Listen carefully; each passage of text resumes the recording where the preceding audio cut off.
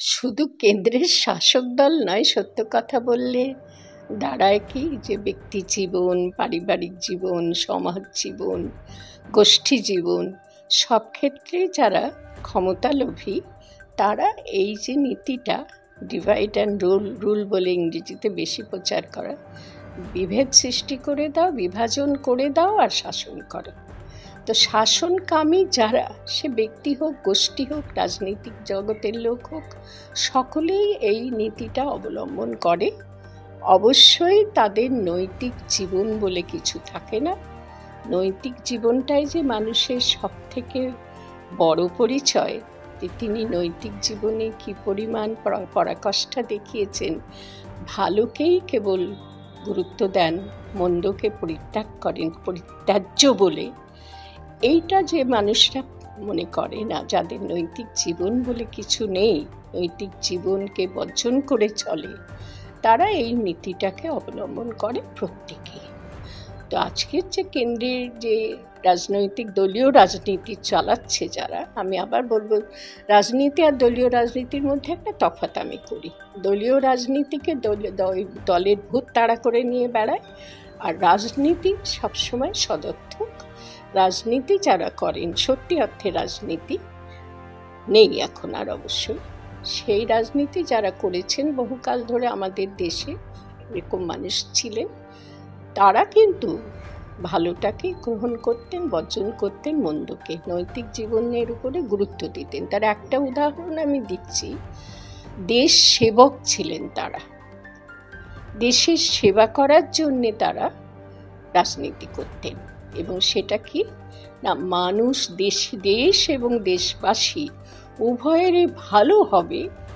দেশ এবং দেশবাসী যেসব ক্ষেত্রে অনুন্নত হয়ে রয়েছে, খারাপ অবস্থায় রয়েছে, এমন বর্জনের জায়গায় রয়েছে, সেগুলো সমস্ত তারা ঠিক করবার সিদ্ধান্ত নিতেন, লক্ষ্য স্থির করতেন এবং তারা সেবার জন্য সেগুলো করতেন। এমনকি তারা সংসার জীবন ত্যাগ করতেন, পরিবার করতেন না, ব্যক্তি জীবনে লাভালাভে এমন মানুষও ছিলেন যারা শুধুমাত্র একটি ছোট খাটের উপরে শুয়ে জীবন কাটিয়ে গেছেন, আর কোনো কিছুর দিকে তাকাননি। এরকম রাজনীতিক আমাদের দেশে ছিলেন। তারা রাজনীতি করতেন, তারা দেশবাসীর ভালো চাইতেন এবং সেই লক্ষ্য স্থির রেখে কাজ করেছেন। তাদের এই নীতি অবলম্বন করতে হয়নি। কিন্তু লক্ষ্য করে দেখো, তোমরা তো একেবারে তরুণ প্রজন্মের প্রতিনিধি, সেটা তোমাদের ভালো করে লক্ষ্য করা উচিত। রাজনীতিটা এখন হয়ে গেছে মূলত দলীয় রাজনীতি। আর দলীয় রাজনীতি কি, আমি ছোট করে একটু করে বলে দিচ্ছি।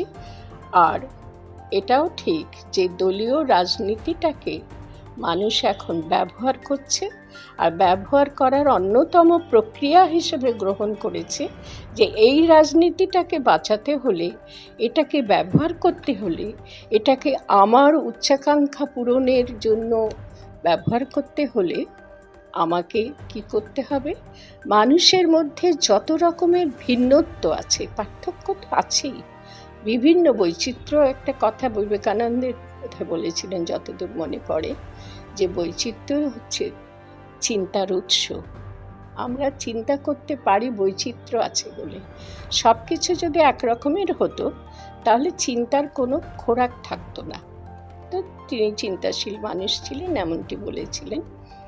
সেই জন্যে বৈচিত্র্য আছে দেশে, বিভিন্ন জাতির মানুষ আছে, বিভিন্ন ধর্মের মানুষ আছে, বিভিন্ন আর্থিক অবস্থার মানুষ রয়েছে, বিভিন্ন বিদ্যা বুদ্ধির মানুষ রয়েছে, গ্রামের মানুষ, শহরের মানুষ, শিক্ষিত মানুষ, অশিক্ষিত মানুষ, দরিদ্র মানুষ, ধনী মানুষ, কত দিক থেকে পার্থক্য।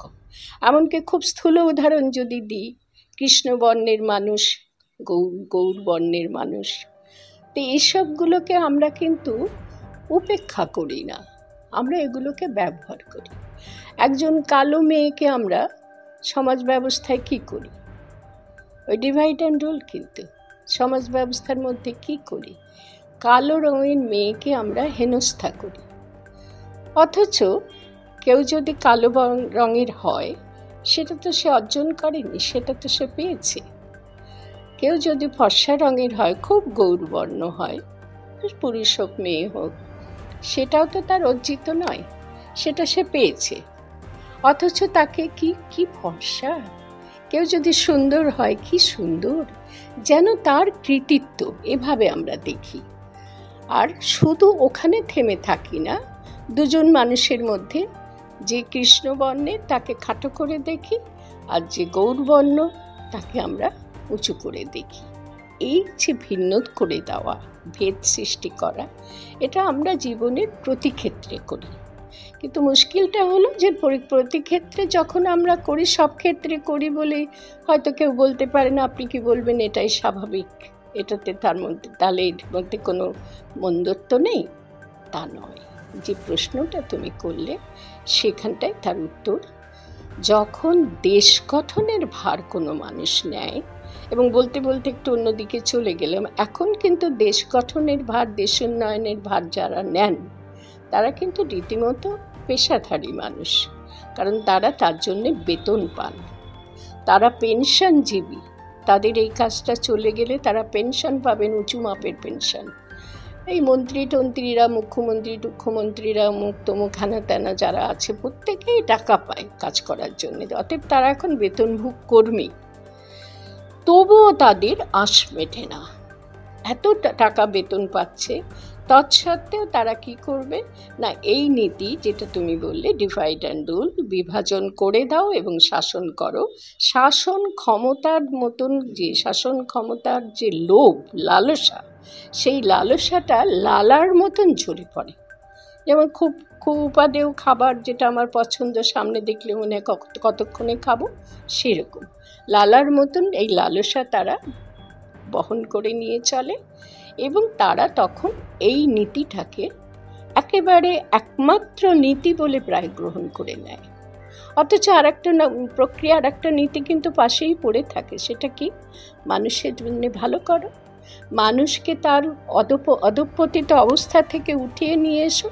আমি যেটা মনে করি অমিত, গান্ধীজির অনেক রকমের গোলমাল ছিল গান্ধীজির মতন মানুষ সম্পর্কেও বলছি কথা, অনেক কিছুই ভুল তিনি করেছেন, ভুল নীতিও তার ছিল, কিন্তু একটা নীতিকে আমি সমস্ত দিক থেকে সমর্থন করি, মনে হয় খুব হাহুতাশ করি মনে মনে, যে কেন সেটা হলো না, কেন কেউ সেটা নিল না, সর্বোদয় আন্দোলন।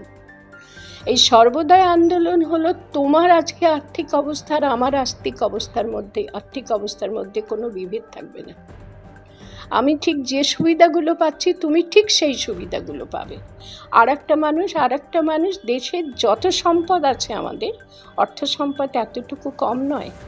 একজন একেবারে নিরর্থক অর্থহীন জীবন থেকে আজকে যিনি কোটিপতি হয়ে গেছেন, তার জীবনের এই অবস্থা, তিনি ভুলে যান যে অর্থহীন জীবন কাকে বলে, তাদের জন্য কোনো সমবেদনা, কোনো বোধ তার নেই।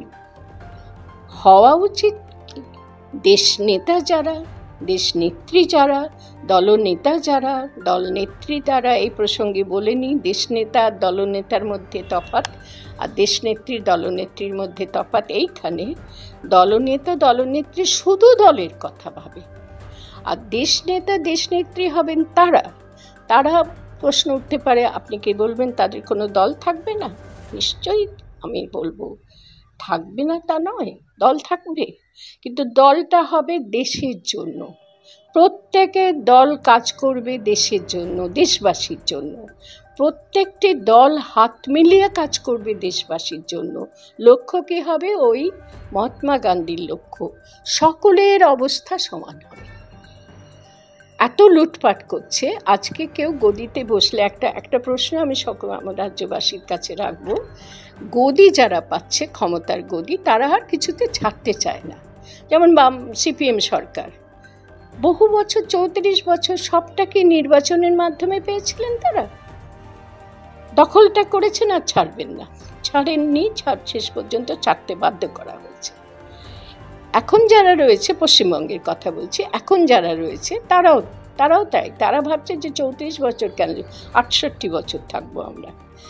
কত সম্পদ থাকলে দেশের, তবে তারা এতখানি লোভী হয়, এতখানি ভোগবাদী হয়ে ওঠে? তাহলে আমাদের দেশের সেই সম্পদ যদি সমবন্টন হয়, সেটাই লক্ষ্য হওয়া উচিত দেশ নেতা দেশ নেত্রীদের। দল করলেও দলগুলো কি করবে, যে না আমরা মনে করছি যে এই এই উপায়ে দেশের সমস্ত সম্পদকে সমবন্টন করে চাকরির অভাব, রোজগারের অভাব, চাকরি বলতে বোঝাচ্ছি যারা যারা শিক্ষিত মানুষ তারা চাকরি করবে, যাদের শিক্ষা পায়নি তারা শিক্ষা পাবে, সেটা তো হবে, হওয়ার কথা হয় না, তারা রোজগার করবে, কোনো না কোনো রোজগার, পরিবার পালনের উপযুক্ত রোজগার, শিক্ষা পাবে, স্বাস্থ্য পরিষেবা পাবে, রাস্তাঘাট পাবে। আমি আলাদা আলাদা করে বলবো না, শুধু একটাই কথা, দেশের যত সম্পদ আছে, যত অর্থ সম্পদ, জল সম্পদ, প্রাণ সম্পদ, সব যা কিছু, সব কিছুই যেন সকলে সমান ভাগে পায়। তুমি এখানে যদি ওই রকম একটা শব্দ ব্যবহার করে, দিদি আপনি কি তাহলে সাম্যবাদের কথা বলছেন? ও সাম্যবাদীরা সাম্যবাদকে চুরমার করে দিয়েছে, অতএব সাম্যবাদ শব্দ আমি ব্যবহার করব না। আমি ওই সর্বোদয় আন্দোলনে বিশ্বাসী। সবার ভাগ্যোদয় হবে, সবার ভাগ্য সমান হবে। আমি থাকবো 14 তলার বাড়ি নিয়ে, আমাদের দেশে সেরকম ধনীও আছে, 14 তলার একটা বিশাল বাড়ি। সেরকম সিনেমার নায়ক আছে, যে নায়ককে কিছুদিন আগে তার স্ত্রী নাকি মেরেছে টেরেছে, এই ধরনের কথা উঠছে, তিনি যে বাড়িতে থাকেন সেই বাড়ির 3টে তলার তিনি অধিকারী। শুনতে শুনতে আমার মনে হয়েছিল 3টে তলার তিনি মালিক, 3 জন হয়তো মানুষ করে। সেইটা কেন হবে এদেশে, ভারতবর্ষে কেন সেটা হবে? সাম্যবাদীদের কথা বাদ দাও, তারা তো সাম্যবাদ করে নিজেরা লুটপাট করেছে, অতএব সাম্যবাদটা বুঝি না। আমি চাই, আমার মনে হয় ডিভাইড অ্যান্ড রুল ব্যাপারটা একেবারে উৎখাত হয়ে যাবে। ডিভাইড করব আমি কাদের মধ্যে? সবারই সমান অবস্থা। অতএব এই যে নীতিটা, এই নীতিটাকে একেবারে ছুঁড়ে ফেলে দিতে হবে। আর দেশের মানুষ যেন সেই মানুষদেরকেই বেছে নেয় যে মানুষরা এগুলো করতে পারবে, ত্যাগ করতে পারবে, ভোগের জীবন যাদের নয়। তো ডিভাইড অ্যান্ড রুল সম্পর্কে আজকে যে শাসক দল যারা ভারতের মাথায় বসে আছে, তারা, তুমি ঠিক বলেছ, তারা ডিভাইড অ্যান্ড রুল করার আর কিছু পেল না, করলো ধর্মটাকে উপকরণ। না, ধর্মের দৃষ্টিতে এ হিন্দু, ধর্মের দৃষ্টিতে ধর্মবিশ্বাসী এ মুসলমান, এই দুজনের মধ্যে লাগিয়ে দাও, ভেদ সৃষ্টি করো, বৈষম্য সৃষ্টি করো, বিদ্বেষ সৃষ্টি করো। আর লুটে পুটে খাবে কারা? না হিন্দুরা না মুসলমানরা, লুটে পুটে খাবে যারা এই বিভেদটা সৃষ্টি করতে সক্ষম হয়েছে তারা। দেখো না কেমন জোকারের মধ্যে মতো কথা বলে যাচ্ছে পশ্চিমবঙ্গের বিরোধী নেতা, এই জাতীয় দল বা কি যেন ভারতীয় জনতা পার্টি দলের হয়ে, আর একজন ভেতরে বিধানসভায় বসে একজন দলীয় বিভাজনের কথা বলছে, বাইরে বসে আর একজন দলীয় বিভাজনের কথা বলছে। রাজনীতির মধ্যে সত্য রাজনীতি, যেটা অপরাজনীতি, মন্দ রাজনীতি নয়, তার মধ্যে এইভাবে ধর্মীয় বিভাজনের কথা যারা আনে, আমি তো বলবো তারা যথার্থ অর্থে ভারতবাসীই নয়, তারা ভারতকে পাল্টাতে চাইছে। আর সেই পাল্টানোটা মানুষের মনুষ্যত্ব বিরোধী বললে অনেক উঁচু দরের কথা মনে হয়, সমস্ত ভারতবাসীর জন্য বিপজ্জনক। আমরা সর্বপ্রথমে ভারতবাসী, তারপরে হিন্দু, মুসলমান, বাঙালি, খ্রিস্টান, মারোয়ারি, মাদ্রাজি ইত্যাদি ইত্যাদি ইত্যাদি যত পার্থক্য আছে, এরা সেটা ভুলিয়ে দিচ্ছে। এরা ধর্মের পার্থক্যটাকে অবলম্বন করছে, এবং অবলম্বন করে আজকে একটা ছোট্ট উদাহরণ দিই। একজন বলেছেন যে ওটা কি যেন মহাকুম্ভ, ওটা তো মৃত্যুকুম্ভ। তার পাল্টা জবাব কি আসছে? রাজনীতি কিরম চলছে, পাল্টা রাজনৈতিক নেতা তিনি কি বলছেন, কেন মক্কা মদিনাতে মৃত্যু হয় না? মক্কা মদিনাতেও তো মৃত্যু হয়েছে, সেটার কথা বললেন না, আর এটার কথা বলছেন, তখন তো কিছু বলেন না। এইভাবে ধর্মকে হাতিয়ার করে নিজেদের মধ্যে বিভাজন করা, যারা খুব কষ্ট পায়, রোজ যাদের উদয়স্ত পরিশ্রম করে খিদের অন্নটুকু জোটে না, তারা এগুলোকে দেখে না। আমার খুব কষ্ট হয় যে তারা কি দেখে না যে ওরা কি নিয়ে ঝগড়া করছে? তারা কি এদের বুঝিয়ে দিতে পারে না যে ভাই দিদি আপনারা এই নিয়ে ঝগড়া করবেন না, আমাদের দিকে তাকান, আমরা ভারতবাসী, আমরা সর্বোপরি মানুষ, কিন্তু আমরা ভারতবাসী। আমাদের ধর্মবিশ্বাস নিয়ে আমরা পাশাপাশি কাজ করি, পাশাপাশি বাস করি, পাশাপাশি সব রকমের আশা পোষণ করি। আপনারা যদি এই নিয়ে দলাদলি করেন, এই দলাদলি দিয়ে কি আমাদের সবার অবস্থা ভালো হয়ে যাবে? আমার তো মনে হয় যে হিন্দু মুসলমান করে যদি সব মানুষের ঘরে ঘরে সব অভাব মিটে যায়, তাহলে করুক হিন্দু মুসলমান। আপনি একদিকে মৃত্যু কুম্ভের কথা বললেন, পাল্টা জবাব হিসেবে মক্কা মদিনার কথা বলা হচ্ছে।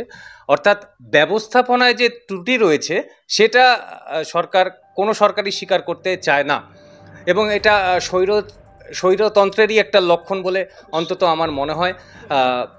আপনি আরও একটা বিষয় দর্শকদের জন্য একটু বলি, যে দিদি ডিভাইড অ্যান্ড রুলের একটা খুব সুন্দর ব্যাখ্যা দিলেন, যে দেশের মোট সম্পদ সমান ভাগে যদি বন্টন করা যায় তাহলে কিছুটা সমতা হয়তো আসবে আমাদের অর্থ ব্যবস্থায়, সামাজিক জীবনেরও উন্নতি হবে। কিন্তু আবার এও প্রশ্ন আসতে পারে যে সবাই কি সব কিছু পাওয়ার যোগ্য কি না। এ বিষয়ে আমরা বিস্তারিত আলোচনা করব অন্য কোনো দিন, কিন্তু আমি একদম শেষ প্রশ্নে আসবো দিদির কাছে। আমি এক কথা উত্তরটা দিয়ে নিই। এখানে যোগ্যতার প্রশ্ন উঠবে না। আমরা এক দেশবাসী, আমার খিদে পেলে যেন ঠিক খিদে মেটাবার মতন খাবারটি পাই, আমার পুষ্টির অভাব থাকলে পুষ্টির অভাব দূর হতে পারে এরকম খাবারটি পাই, আমার ব্যাধি হলে আমি যেন সরকারি হাসপাতালগুলোতে যে চিকিৎসা পাই। এখানে যোগ্যতার প্রশ্ন ওঠে না। নিয়তি জীবনের কতকগুলো চাওয়া, যেগুলো না হলে জীবন চলে না, সেইগুলো মেটানো দরকার। এবং ধনবান হওয়ার জন্য কি যোগ্যতা লাগে? যোগ্যতার প্রশ্ন এখানে উঠবে বলে মনে হয় না। ধনবান কেউই থাকবে না, তখন সমান ধন সম্পন্ন সব মানুষ হবে, সব দিক থেকে ধন মান যা কিছু, বিদ্যে বুদ্ধি সবটাই সমান হবে। সেই লক্ষ্য নিয়ে এগোলে, তুমি বলছো যে এটা একটা আকাশ ছোঁয়া স্বপ্ন হতে পারে, অনেকের মনে হতে পারে, কিন্তু আমি বলবো যদি আজকেই যারা দেশনায়ক দেশনায়িকা হচ্ছেন, ইচ্ছা করেই বললাম নায়ক নায়িকা, কারণ নায়ক নায়িকাদেরই দেশ সেবক বানানো হচ্ছে, অভিনয় করেন যারা, তাদের দিয়ে দেশ সেবা বানানো হচ্ছে, ঠিক নয় এটা। মানে এভাবে হয় না। তারা শিল্প জগতের মানুষ, সেখানে থাকুক, দেশ সেবার কাজ তাদের দ্বারা হয় না, হতে পারে না। এখানে যোগ্যতার প্রশ্ন ওঠে। কিন্তু সবাইকে আমি সমবন্টন করে দেওয়ার লক্ষ্য নিয়ে কাজ করব ধীরে ধীরে ধীরে ধীরে। কত বছর? 10 বছর লাগলো না হয়। শুধু লক্ষ্যটা সৎ হওয়া চাই। এখানে যোগ্যতার কথা উঠবে না, আমি বিশ্বাস করি না যোগ্যতার কথা উঠবে না। তুমি পেটের খাবার পাবে, শিক্ষা পাবে, স্বাস্থ্য পাবে, সব কিছু পাবে, সেটা দিয়ে যোগ্যতার কি উঁচু নিচু পদই থাকবে না তখন?